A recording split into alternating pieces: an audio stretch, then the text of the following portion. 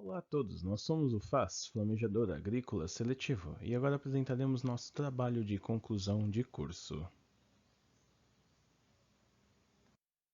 Somos em 9 integrantes, com orientação do professor Dr. Gabriel Ângelo.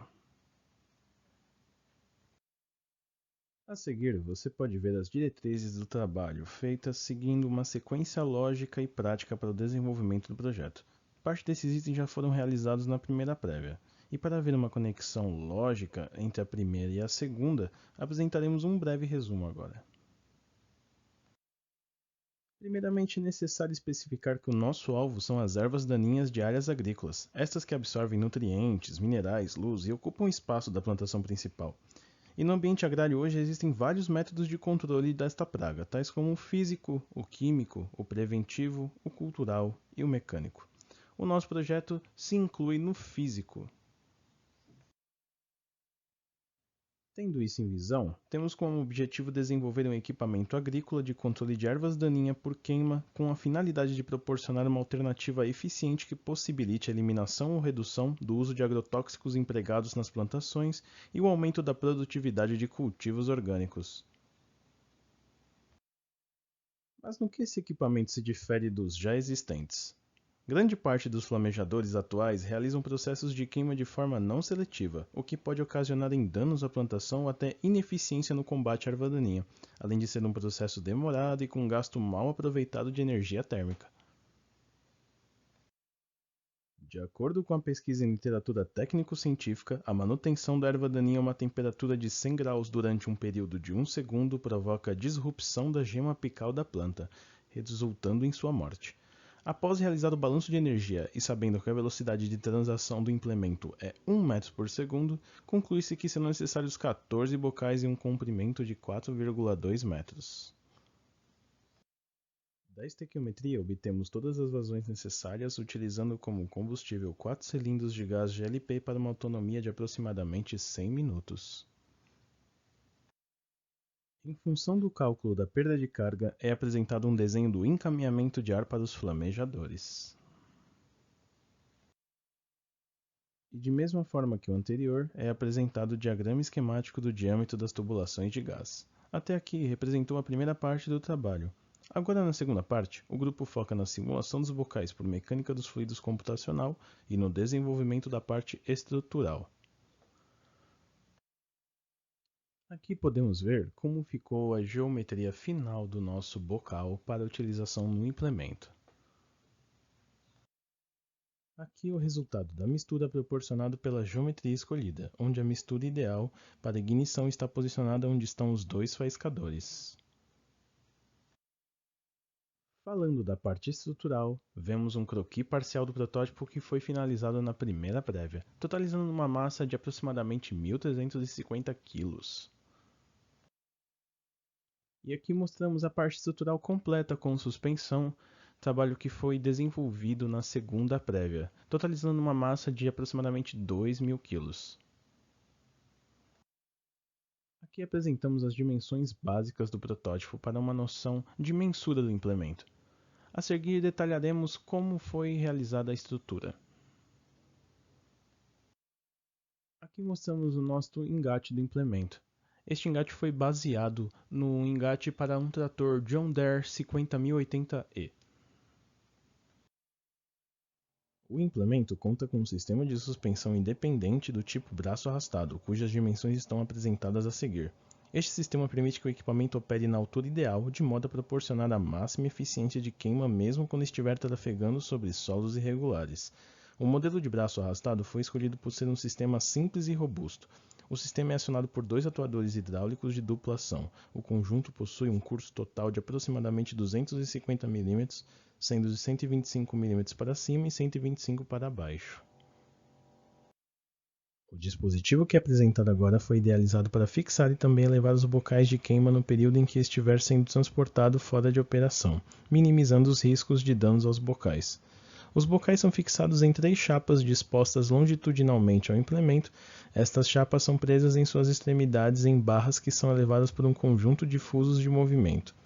Ao todo, o sistema é acionado por 4 fusos que simultaneamente elevam a altura dos bocais em até 200 mm.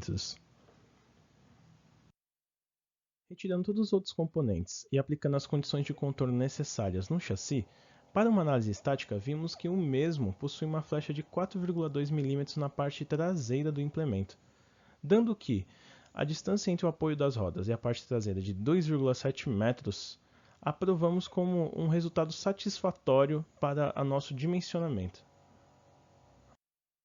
Destacando o chassi do implemento, fizemos uma análise modal para descobrir os modos de vibrar e as frequências de vibrações do nosso implemento.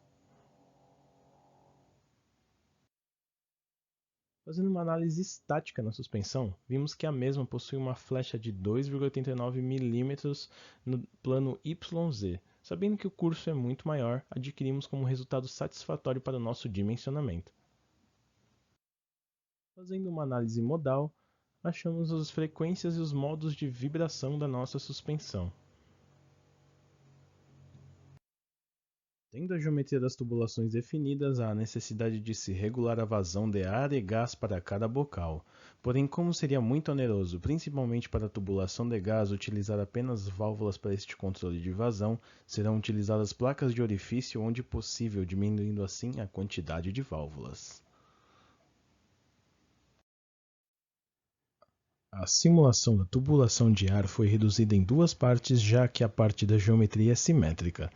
A parte 2 começa da saída do ventilador e termina no início dos tramos, e estes tramos serão denominados como parte 1.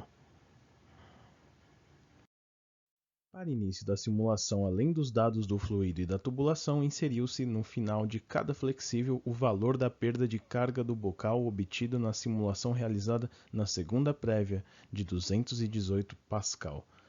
Os resultados das simulações serão mostrados na seguinte ordem: primeiro a tubulação sem placa de orifício e depois com placa de orifício.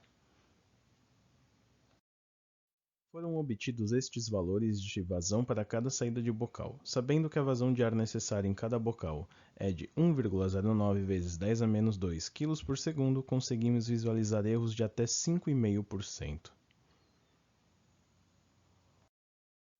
Colocando agora as placas de orifício antes do flexível, obtemos as seguintes vazões. Com isso, reduzimos o maior erro para 3%.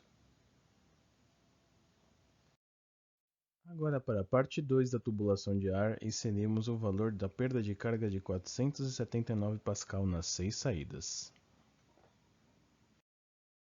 E nesta simulação, obtemos estas vazões. Sabendo que as vazões de ar necessárias para cada tramo é de 7,6 vezes 10 a menos 2 kg por segundo, conseguimos visualizar erros de até 31%. Porém, colocando agora as placas de orifício antes das 6 saídas, obtemos as seguintes vazões. Com isso, reduzimos o maior erro para 5,4%. Os erros totais da tubulação de ar serão compensados na regulagem da vazão de gás por meio de válvulas agulhas. A simulação da tubulação de gás foi reduzida a apenas uma parte, pois será adicionada uma válvula agulha antes de cada tramo que leva o gás ao bocal, compensando mais facilmente o erro das vazões de ar. Para início da simulação, além dos dados do fluido e da tubulação, inseriu-se no final de cada flexível o valor da perda de carga do bocal de 218 Pascal. Nisso, foi obtido os seguintes valores de vazão para cada saída de bocal. Sabendo que a vazão de gás necessária em cada bocal é de 6,14 vezes 10 a menos 4 kg por segundo, conseguimos visualizar erros de até 89%. Colocando agora as placas de orifício antes do flexível, obtemos as seguintes vazões, reduzindo o erro para 2,5%. Aqui temos a tabela de precificação do protótipo. O preço final se refere à produção de um protótipo e, comparado com uma média de preços de equipamentos agrícolas, o flamejador projetado possui um preço mais acessível para a fabricação. Fazendo uma análise de consumo de CO2, dado que uma frota de veículos pesados gera 72 mil quilos de CO2 por ano, e o nosso flamejador para 1 hectare produz 410,3 quilos de gás carbônico, vemos que ele produz uma área equivalente a 175 hectares por ano, o que equivale a 162 campos de futebol. Assim, concluímos todas as partes das diretrizes do trabalho que selecionamos anteriormente. Gostaria de fazer um forte agradecimento a todos que contribuíram aqui com o projeto e visitem-nos na ExpoMec no dia 17, estaremos lá. E até lá, cuidem-se e um forte abraço.